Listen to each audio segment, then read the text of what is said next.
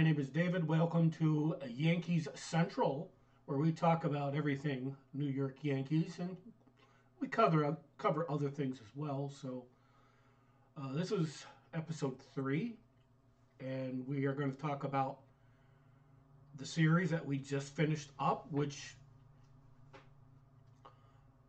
we won 2 out of 3. I thought easily they could have won all 3, but as I was saying in the video before the second game, that it is a home run park, and if you got somebody that is prone to home runs, it can backfire. So it kind of did, but we more than made up for it in Sunday's game. So let's get right in there and see where we're at. Oh no, it's this one. There we go. Okay. We can go to the main page first. They should still have the scores from yesterday. So where is the Yankees? A's.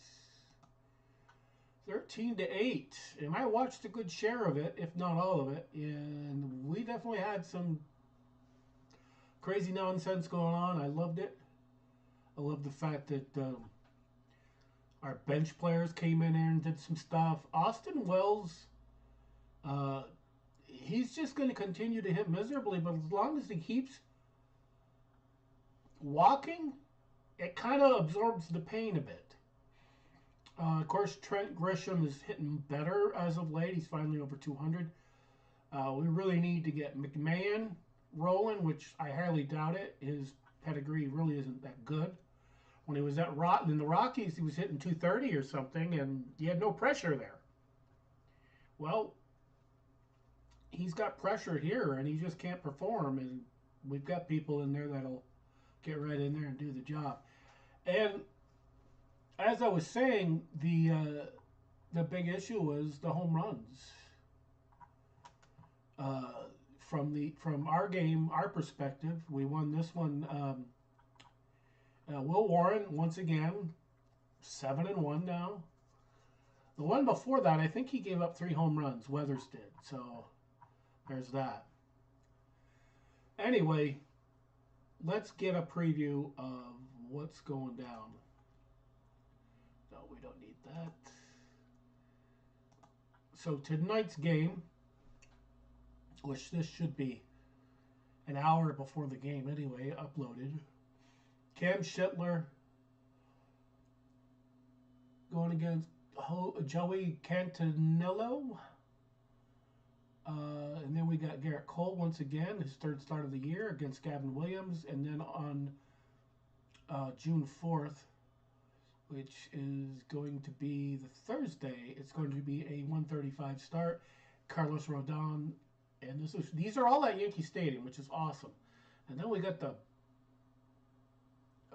Red Sox coming into town, which is, whatever. It's not the same rivalry that we're used to. At least I'm used to. But as you can see, the stats right now, Ben Rice is pretty much leading everybody into just about every category. Of course, right at his heels is Aaron Judge, because he's just about matching him. The only thing that Rice has over Judge is strikeouts. He's got more bat discipline than Judge has. But outside of that, I mean, bat discipline is still on Judge's side, but it's just the strikeouts are more. That's all. I think is probably the better way to put it. Better way to phrase it. I heard a rumor out there. I do not know if it's true, but I heard that J.C. Ascara is looking at trying to bat right-handed because they know we need a right-handed bat off the bench for catching. I don't know if that's true, and I haven't verified it, but that would be insane to have a guy that's batted left-handed his whole career, and he's not exactly lighting the world on fire, and he's just going to switch sides. Oh, man, we screwed up. Yeah, that happens. Let's get back to where we were. But anyway, Ascara, very good defensive. He's just not much on offense. And both of our catchers are like that right now. Although Wells has got more power, You know, it is what it is. Max Schulman has been actually a really good surprise for us. Very limited at bats, but he knows his role, and he's not afraid to jump in there and help out wherever we need him. And believe me, we need him. But that being said, I'm looking forward to the matchup. I don't know about you guys, but I'm thinking this is just awesome. A lot we can do with that. Anyway, let's get over to this guy right here. Something I've been wanting to talk about for a while is how close Judge is getting. Judge is like so close. All right, you think about in terms of we got Posada, who's ninth, switch hitting catcher with 275 home runs. Now, how is this guy not in the friggin' Hall of Fame is beyond me. And of course, Jeter is in the Hall of Fame, but he had such great numbers across the board. It's not that difficult. And of course, Mattingly used to be in the top 10, but of course he got pushed out by other folks. But anyway, Judge is now fourth, 385. He's definitely not passing Lou Gehrig this year. Unless somehow he hits like 110 home runs this year, which I don't see happening. I could see half of that at 50 or whatever, but if he stays healthy, I could see him passing Lou Gehrig next year and getting into 500.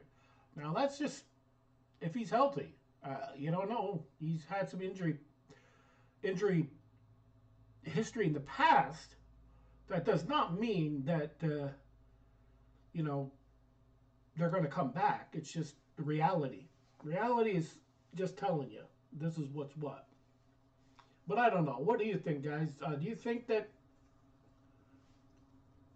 we're looking at possibly?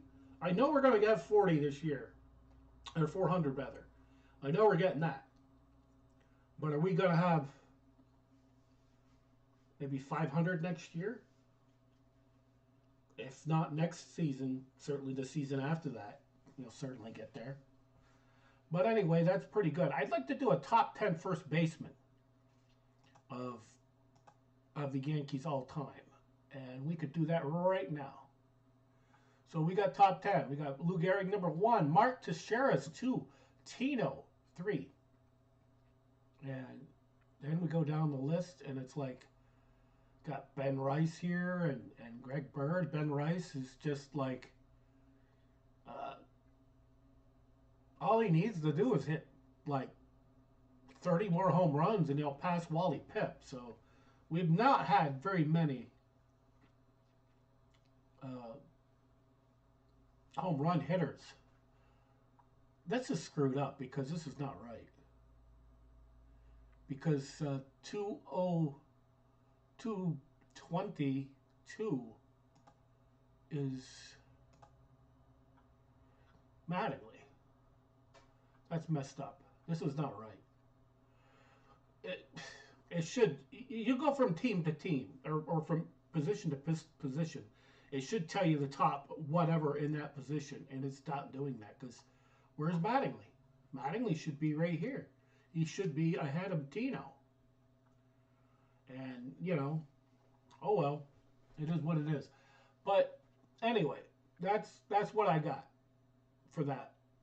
Yeah, you could do the same thing with catcher. Catcher's just another one that they just screwed the pooch on because where the hell is Posada? Posada should be there. He's hit more than 200 home runs as a catcher. But there you go. That's my little rant for today. Anyway, I have another baseball card to show you. Yesterday was Mattingly. Well, let me look through my book here, see if I can come up with something that you haven't heard of. And these cards are freaking old. Oh, how about this guy? He was traded for the great right fielder, Paul O'Neill. That is Roberto Kelly. check it out.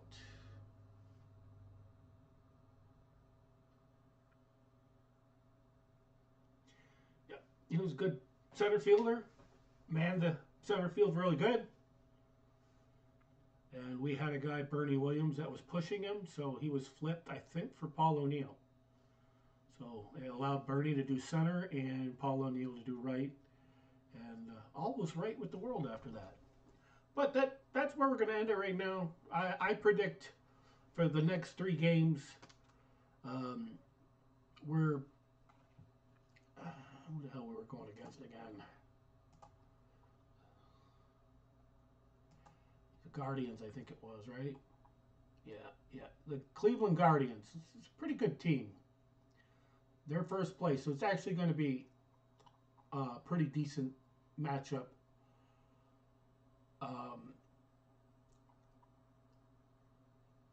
Gosh, some of these guys have come here to die. Rice Hoskins? God, he was a 30 home run guy a couple of years ago. Anyway, look forward to that. I'm looking forward to it. At least one game I'm going to watch all of, and that's the 1:30 game on Thursday. But the other 2 games, I will catch whatever I can. I'll look at the highlights. I'll come up with an educated response, and we'll work on it from there. Anyway, if you enjoyed it, give us a thumbs up, subscribe, and we'll catch you next time. The Yankees win! The Yankees win! The Yankees win! The Yankees win!